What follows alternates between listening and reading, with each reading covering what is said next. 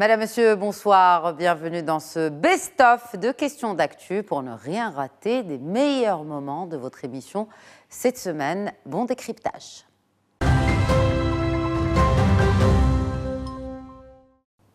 C'est inquiétant. Je pense qu'il est nécessaire évidemment de revenir à la retenue.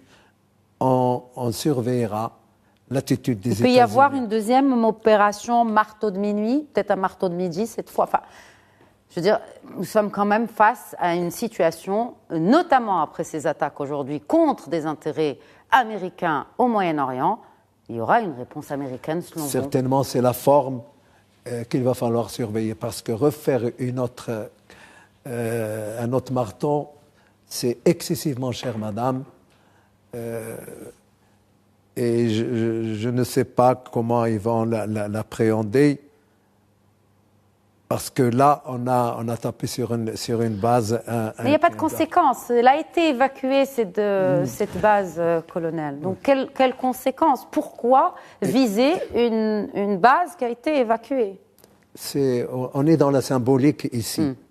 Mais ça reste toujours quand même un acte d'agression contre un pays souverain. Sans tenir compte, si vous voulez, de cette base américaine. Oui. Mais les deux sont concernés, il faut le dire.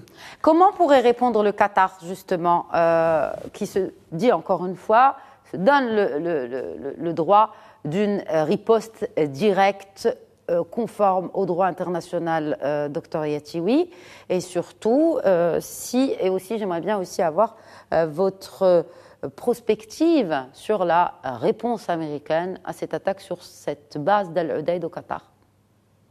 Écoutez, le risque, alors par rapport aux États-Unis, le risque, c'est que Donald Trump, voyant la situation dégénérer, décide finalement une intervention beaucoup plus soutenue et on va dire plus continue, beaucoup plus ample avec les Israéliens en Iran. Et là, ça pourrait porter un coup fatal au régime iranien. En ce qui concerne le Qatar, les moyens de pression sont des moyens à la fois diplomatiques au sein des instances internationales et notamment les Nations Unies, mais ça sera quand même compliqué. Pourquoi? Les oppositions à venir des Russes et des Chinois, mais surtout pourquoi? Une solidarité vous pensez que, justement, les Nations Unies pourraient apporter une quelconque réponse à ce qui est en train de se passer au Moyen-Orient, qui reste quand même historique et inédit?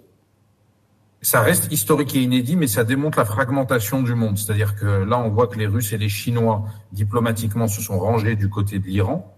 Et de l'autre côté, on voit que les États-Unis et les Européens se sont rangés du côté d'Israël. Et les pays du Golfe, qui finalement étaient des spectateurs, mais des spectateurs engagés, qui ne souhaitaient pas que les choses s'enveniment, puisque ce sont des régions qui attirent un certain nombre d'investissements, qui sont des régions qui se développent et qui se diversifient, notamment via le tourisme et les investissements directs étrangers, se retrouvent contraints et forcés finalement à faire partie de ce conflit et de cet embrasement régional. Donc là, on est face à une nouvelle donne et l'ONU, finalement, va démontrer que le système de gouvernance internationale est bloqué sur Russie-Ukraine, sur Gaza, etc. Et une fois de plus, on verra qu'il y aura une impossibilité de prendre une quelconque décision que ce soit au sein du Conseil de sécurité, puisque les 5 grandes puissances seront bien évidemment divisées. Et là, le Qatar va devoir faire appel, je pense, à une solidarité entre pays du Golfe et aussi entre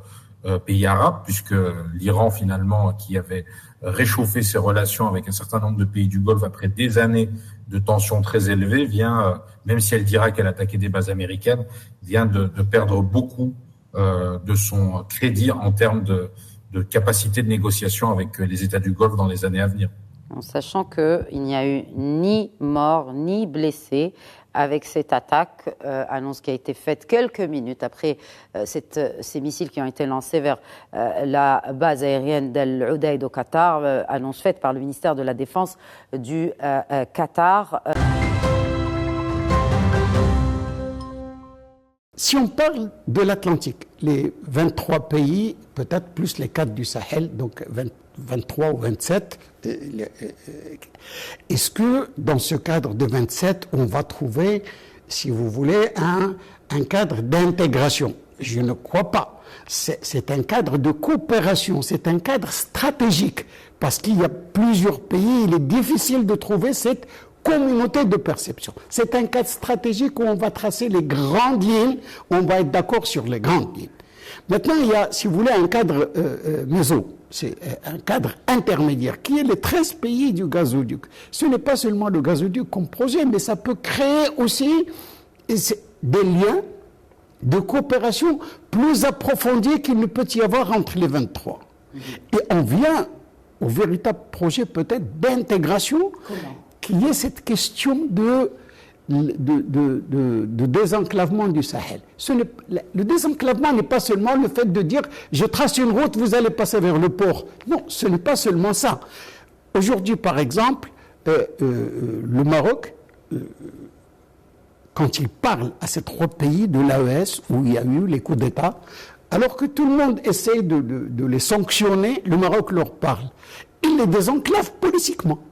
C'est un désenclavement, c'est une sorte de désenclavement. Alors que la CEDEAO a imposé des sanctions qui finalement, la première victime reste les populations de ces pays. Et cette philosophie du Maroc, donc, ici, et c'est là où il faudrait comprendre ce désenclavement. Ce désenclavement également du Sahel dessine, si l'on veut, un espace sahélo-atlantique. Si vous prenez le Maroc, la Mauritanie, le Sénégal, plus la profondeur dans les pays du Sahel, vous avez un ensemble cohérent. Cet ensemble, par ethnie, par tout ce que possèdent comme richesse les pays du Sahel, auxquels il manque peut-être un savoir-faire pour exploiter ce qu'ils ont et pour pouvoir le mettre à la disposition du monde, d'une manière qui sauvegarde les intérêts de ces pays. Le projet marocain de désenclavement est un projet de développement. Qui va financer ce projet? Comment sera financé ce projet selon vous, professeur Bassou? D'ailleurs, je renvoie à une phrase du discours de Sa Majesté, que Dieu l'assiste. Il a dit que ce projet, c'est une initiative internationale. Il n'a pas dit marocaine, il n'a pas dit c'est ma proposition, il a dit c'est une initiative internationale. Donc, parce que... prenons les Européens, prenons les Chinois, prenons qui que ce soit, toutes les puissances. Ne disons pas que c'est pour l'Occident, que c'est pour les Chinois, pour les Russes, ou pour le BRICS, ou pour tous les gens qui veulent avoir des relations avec ce Sahel, doivent se mettre dans cette idée de désenclavement. Le Dakhla Atlantique, le Tangemed, demain le port de Dakar, le port de Madibou, tous ces ports dans cette région-là vont faire que cette région n'est plus isolée du monde et va faciliter la communication de cette région avec le monde et du monde avec cette région. Nous soutenons pleinement l'initiative d'autonomie présentée par le Maroc, qui a été ratifiée par l'Union africaine et les Nations unies. Nous considérons cette initiative comme étant la seule solution crédible et viable pour résoudre ce différend de manière durable. Ainsi, nous apportons notre soutien total à l'idée d'une autonomie pour la région. Quelles sont les raisons sous-jacentes à cette position? Comme je l'ai mentionné lors de mon intervention hier, il s'agissait de ma 5e visite au Maroc, ce qui témoigne du fait que je ne suis pas un néophyte dans ce domaine. J'ai une compréhension approfondie de la dynamique en cours. Mon voyage au Maroc, notamment à Dakhla, avait pour but de constater par moi-même la réalité sur le terrain et d'observer les progrès effectués. Ce que je vois concrètement en termes de développement des infrastructures et d'avancées économiques dans le Sahara marocain éclaire ma réflexion. De plus, je constate un dynamisme politique marqué dans cette région, ce qui nourrit mon analyse.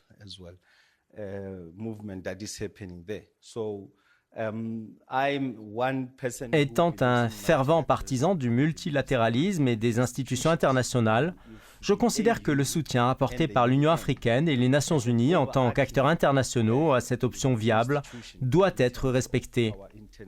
Nous devons tous nous engager à défendre cette voie en œuvrant pour l'harmonie, la paix, le progrès et le développement au sein de notre communauté internationale.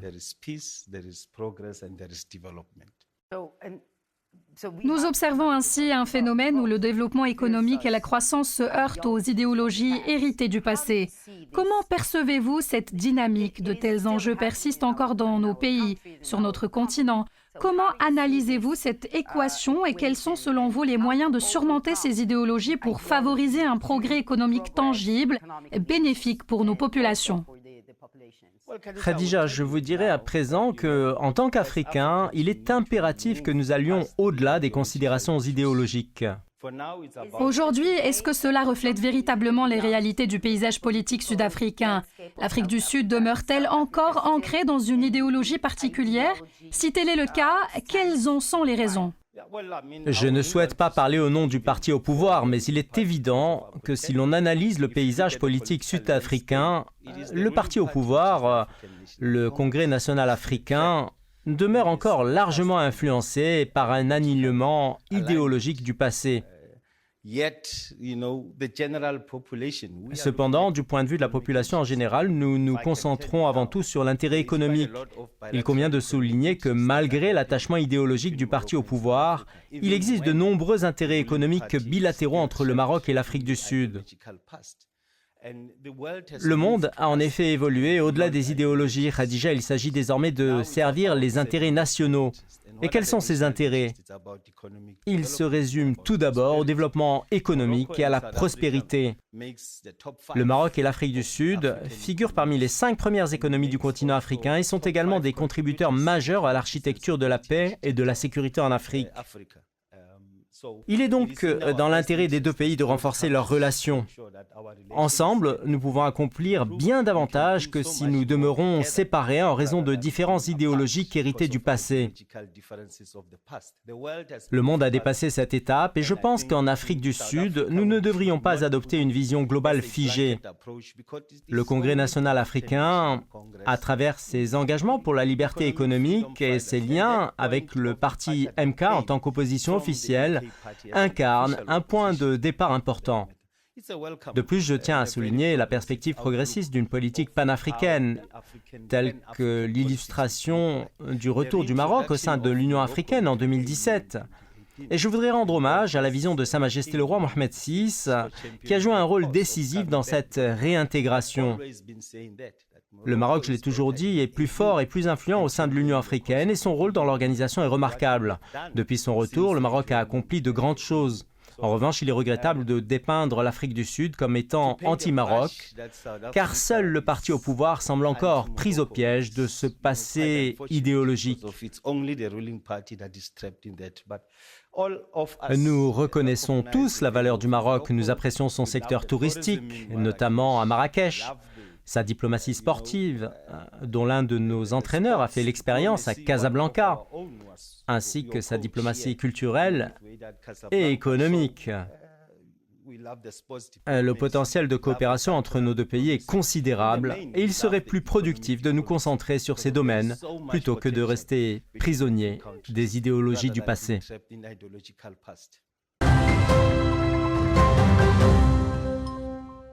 Grande fierté, le Maroc aujourd'hui est en train de réussir un très grand coup. Une usine de 70 gigawatts, c'est l'équivalent d'une grande usine en Europe. Il y en a aujourd'hui 4 ou 5. Et donc le Maroc aujourd'hui se positionne d'une manière très très forte. Je rappelle aussi qu'une bonne majorité des usines qu'il y a en Europe sont réalisées avec des Chinois. Donc aujourd'hui, le Maroc, on peut dire qu'il n'a aucun retard par rapport aux entreprises européennes. Donc c'est un très grand coup que réalise aujourd'hui le Maroc. Donc très grande fierté, mais c'est aussi une consécration. Ça n'a pas démarré hier. Moi, je rappelle que ça a démarré le 2 novembre 2009, où Sa Majesté Allah Yansro a mis sur les rails une stratégie nationale à l'endroit des énergies renouvelables. Et ça, pour nous, c'est une fierté en tant que professionnels qui sommes dans ce secteur. Et donc, pour nous, ça ouvre énormément d'opportunités parce qu'il y a un lien très fort entre tout ce qui est mobilité électrique et les énergies renouvelables. Je rappelle qu'aujourd'hui, 90% des batteries sont destinées à la mobilité électrique, 20 millions de véhicules fabriqués tous les ans. 10% aujourd'hui de cette capacité est destinée aux renouvelables. Pourquoi? Pour résoudre la problématique aujourd'hui de l'intermittence. Comme vous le savez, aujourd'hui, le Maroc, et vous l'avez très bien dit, brillamment dit, la Khadija, lors de votre introduction, nous avons un coût très bas aujourd'hui en renouvelables, que ce soit solaire et éolien. Je pense que nous sommes classés numéro 2 ou numéro 3 mondial, parce que nous avons un mix énergétique extrêmement intéressant. Quand il fait beau, quand il y a du soleil, il n'y a pas beaucoup de vent, et l'inverse, quand il n'y a pas beaucoup de soleil, il y a du vent. Donc le mix est intéressant. Maintenant, la problématique de l'intermittence se pose toujours. Pour résoudre cette problématique d'intermittence, il faut les batteries.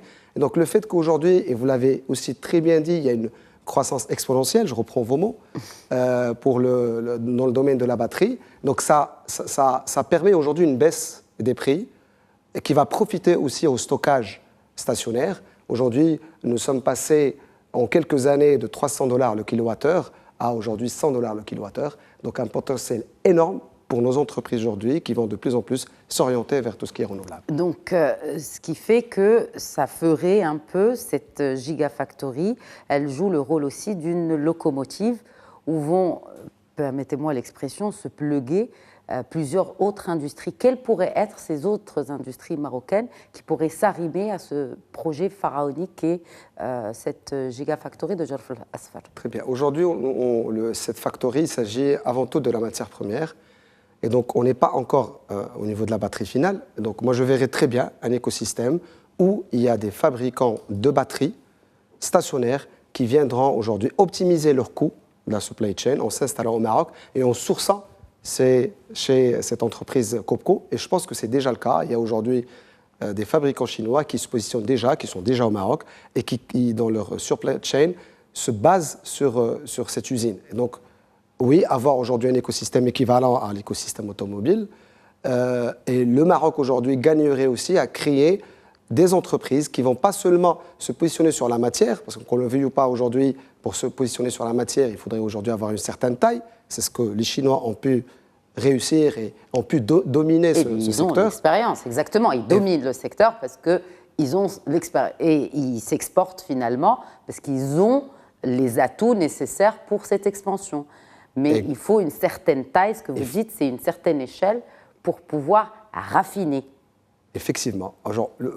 Pour vous donner des chiffres, aujourd'hui, pour pouvoir installer une usine de batterie au Maroc, stationnaire, pour le stockage de l'énergie, il faut quelque chose comme 10 gigawatts-heure. Le Maroc, on consomme l'équivalent on a des projets pour l'équivalent de 1 jusqu'à 3 gigawatts-heure par an. Donc, c'est peut-être pas tout de suite suffisant si on se base sur le marché marocain. Mais comme vous le savez, aujourd'hui, l'Europe, c'est notre principal client, à 66% de nos exportations. Et donc, moi, je verrai très bien dans les mois à venir, dans les années à venir, des entreprises qui se positionnent, chinoises bien sûr, avec des entreprises marocaines aujourd'hui qui ont une vraie ambition à se positionner dans ce secteur.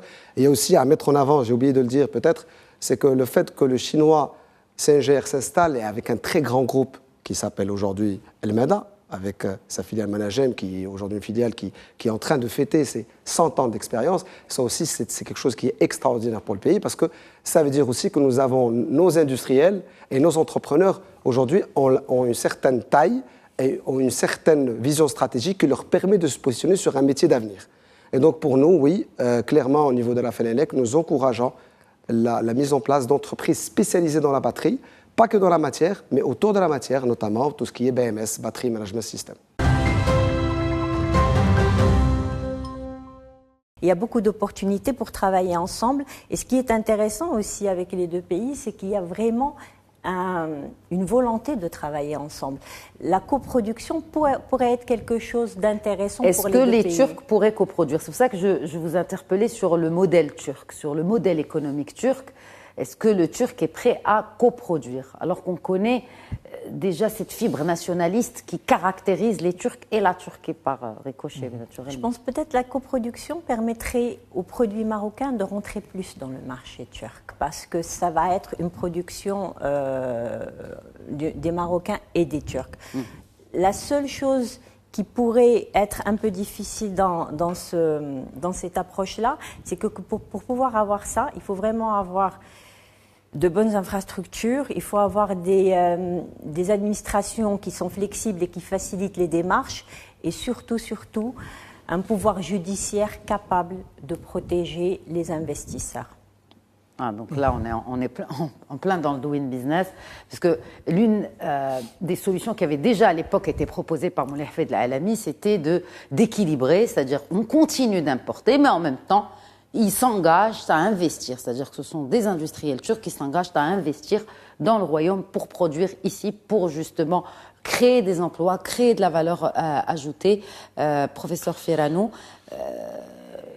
vous m'avez interpellé sur une question qui est très importante pour moi. C'est pas ça, c'est par rapport au modèle économique. Oui. Et donc c'est une question qui a attiré, je dirais, ma soif par rapport à une réponse que j'aimerais formuler. Le modèle turc je vous en prie, est un modèle qui s'est inspiré largement du modèle allemand en termes industriels.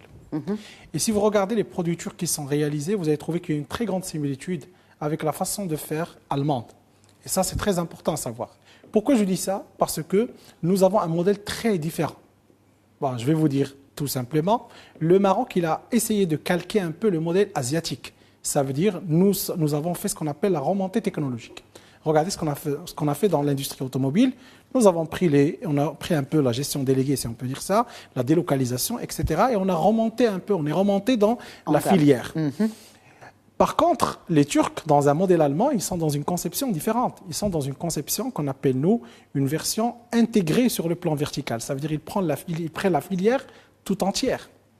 Et l'exemple ici, c'est qu'ils ont pu produire un moteur, une voiture tout entière qui est turque. Et ils sont en train de cartonner dans plusieurs secteurs. Vous les retrouvez dans l'électroménager, vous les retrouvez même dans les industries d'armement, défense. Et donc là, c'est un modèle qui permet premièrement une gestion, je dirais une intégration verticale, mais également ils sont en train de partir dans une intégration horizontale. Ça veut dire qu'ils sont en train de calquer, je dirais de façon exacte, le modèle allemand. Ce qui permet, il y a beaucoup de Turcs en Allemagne. Voilà. Peut-être. Voilà. Ce qui a permis, ce qu'a dit ma collègue, je suis tout à fait d'accord, je vais juste utiliser des termes différents, ce qu'elle a évoqué comme étant performance, et ça veut dire la productivité. Ils ont une productivité très élevée, que ce soit du capital humain, mais également du capital physique. Oui. Et ça, c'est très important. Et donc, le Maroc, lorsque vous allez rentrer avec eux dans la concurrence, normalement, et là, c'est l'économie qui parle, les effets Marshall-Lerner ou les élasticités, ils vont donner gain à qui? À la Turquie. Et c'est ce qui est arrivé réellement. Et donc là où vraiment on peut être avantageux, c'est quoi? C'est qu'on essaye, premièrement, d'attirer leurs IDE, ça c'est très important. Les investissements. Voilà, les investissements. D'où une réforme aussi du système judiciaire pour attirer davantage d'investisseurs. Il faut les attirer avec le savoir-faire, parce qu'ils ont un savoir-faire qui a été capitalisé dans plusieurs secteurs. Je parle surtout de l'industrie. Et donc automatiquement, ça va permettre de réduire le gap, si on peut dire ça, entre l'industrie marocaine et l'industrie turque. Également, ça permettra d'augmenter le capital humain. Parce que si vous comparez les deux, oui, le Maroc a un capital humain, mais on a un seuil, je dirais, 0,5 par rapport à l'indicateur qui est publié par la Banque mondiale. Donc ça veut dire que Erdogan abandonne son modèle économique appelé non orthodoxe, chose qu'il a déjà entamée au vu de la pression aussi que subit l'économie turque, notamment avec la dévalorisation de la monnaie, mais pas que. Ça, c'est un autre problème. Non, mais ce que je veux dire, est-ce que, en s'ouvrant comme ça, parce que ça c'est soulève ce une qu'on question comprend pas. importante. La Turquie passe par un problème que nous, on connaît en économie qui est un peu bizarre. C'est que vous avez une dévaluation avec une inflation. Exact. Ça veut dire à la fois vous êtes en train de dévaluer, mais avec une inflation qui augmente de façon, je dirais, exponentielle. On a atteint à peu près des taux qui voisinent les 60, entre 40 et 60%. Aujourd'hui, je pense, on est à 47%. Voilà. Et donc le problème, c'est quoi? C'est que malgré que nous avons cette inflation qui est galopante au niveau de la Turquie arrive à exporter au Maroc. Et c'est ce qui est bizarre, parce que normalement, si l'inflation était à un niveau très élevé, je dirais, sur les outputs, même les produits finis ou les produits intermédiaires, le Maroc, normalement, devrait avoir une stratégie différenciée. Ça veut dire qu'il devrait chercher des produits qui sont... Mais le problème, c'est que la Turquie était très intelligente, comme je l'ai dit. Elle est rentrée dans des secteurs où nous n'avons pas la capacité d'avoir une industrie très concurrentielle. Exemple, c'est ce que vous avez cité, chers collègues, c'est l'industrie textile. Là, aujourd'hui, elle nous domine de façon exorbitante. Mais le Maroc ne représente que 1,5% du total des exportations turques. C'est pour ça que moi, ça m'interpelle. Pourquoi la Turquie va vouloir revoir un accord de libre-échange qui lui est d'abord favorable, qui représente que 1 ou 1,5%? Mais la position du Maroc. C'est clair. Laquelle? Tout le monde aujourd'hui, il sait très très bien. Regardez, hier, on avait la création de l'usine pour la création des batteries chinoises et CNGR, si je me souviens, oui. les deux. Et donc là, qui va pousser la Chine à venir produire 24% de sa production mondiale ici au Maroc? C'est la position du Maroc. C'est clair, vous avez une chaîne logistique, vous êtes très proche des États-Unis, vous avez un très beau accord avec les États-Unis et avec l'Union européenne, vous allez respecter les conditions qui commencent à être exigées par l'Union européenne en matière de CO2, carbone, etc. De taxe carbone. Et donc là, vous êtes en position de force. Même la Turquie voudra rester connecté avec le Maroc, même si le gain n'est pas très important, avec 1,8% d'exportation que représente le Maroc dans l'économie turque. Et donc là, oui, sur le plan valorisation, sur le plan quantité, on n'est pas énorme pour la Turquie, mais en termes géopolitiques, et je pense, je vais laisser ma collègue parler de ça, sur le plan géopolitique, le Maroc est très important, surtout en Afrique. Voilà, c'était le best-of de questions d'actu. Très bonne soirée et excellent week-end à toutes et à tous.